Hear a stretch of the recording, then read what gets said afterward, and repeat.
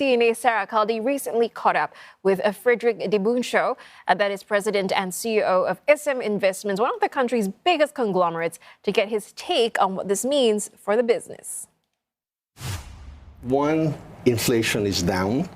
Second, unemployment is also down. It's down to like 3.7%. And so that means that people have disposable income. And more companies are coming in, they're expanding their BPOs. And given that, the consumption, and as you know, the Philippines is a very consumer-driven economy, right? So for SM, all of our businesses actually, on a daily basis, each consumer has a touch point on each of our businesses. So as the economy continues to grow, 5.5, 6%, and consumers continue to earn, they continue to spend, each of those spending will actually benefit the whole SM Group's businesses. So your conglomerate really covers a lot of different sectors. Retail, logistics, you mentioned banking, property as well. Which of these give you the most optimism? Well, the malls, we continue to expand on the malls.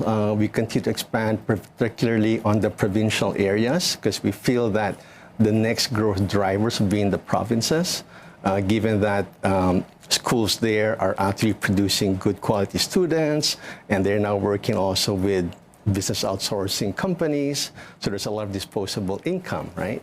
The retail will follow the malls wherever they go, and as we said, they've actually grown significantly year on year, and banks obviously will also be following through with that, but really, all of our businesses have actually been growing and expanding, right? I can't say that there's one that's going to grow faster than the other, although our three core businesses of retail, property, and banking on their own, they're already very significant in their own way.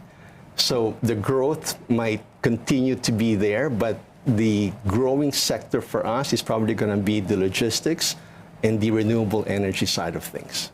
AI is big right now, and that has really increased the appetite for data centers in this whole region. What will it take for the Philippines to ride on this AI wave and capture part of the supply chain? The data center business is just something that's starting in the Philippines today, right? One of the major issues in the Philippines for data center is really the cost of power. But the government has been actually pushing renewable energy to bring the power cost down so that we can be more competitive in attracting hyperscalers to move to the Philippines, right? There are some that's there already, and we think that in the next few years, there's going to be a lot more that's going to go to the Philippines. So that's one area. And SM Investments has big renewable energy portfolio as well. In the U.S., though, sentiment has shifted when it comes to climate change. But for you, how has that affected your sustainability push and the appetite for renewable energy in the Philippines? Renewable energy is something that the Department of Energy has been pushing, right? They've set significant targets for 2040 and 2030, and we have a business which plays a part in that as well, right? We have our geothermal businesses. We have 2 operating geothermal assets today, and we have 6 new concessions that we want to develop and explore. And one thing nice with geothermal is that that's actually base load business.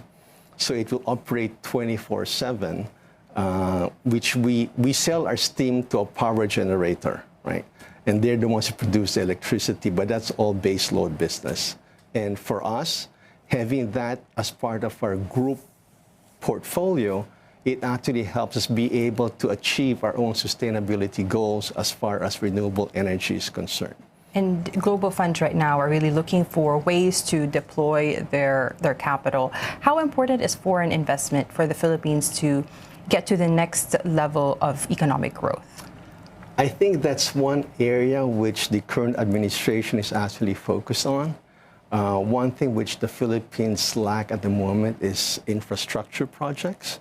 And my thinking is that as long as we can grow our infrastructure, tourism will follow. If you look at our tourism numbers, we're like 10% of, let's say, Thailand, for example, right? And that's something which is a shame because we do have a lot of beautiful places in the Philippines. The problem is the infrastructure to get to those areas is challenging. So if we can build more roads, more bridges, more airports, that's going to make tourism a lot more relevant for the Philippines moving forward. So do you think your stock is fairly valued? From my opinion, it's definitely undervalued, right? Given that the country is growing at 5.5, 6% GDP growth, we have a very young population of 110 million people. The age is very, relatively low in their mid-20s.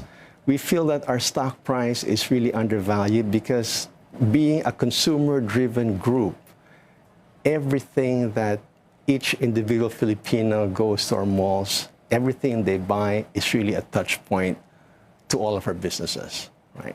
So as long as the country continues to grow, as long as people continue to spend, and we are a consumer-driven economy, our feeling is that our share price today is significantly undervalued given the potential we have moving forward.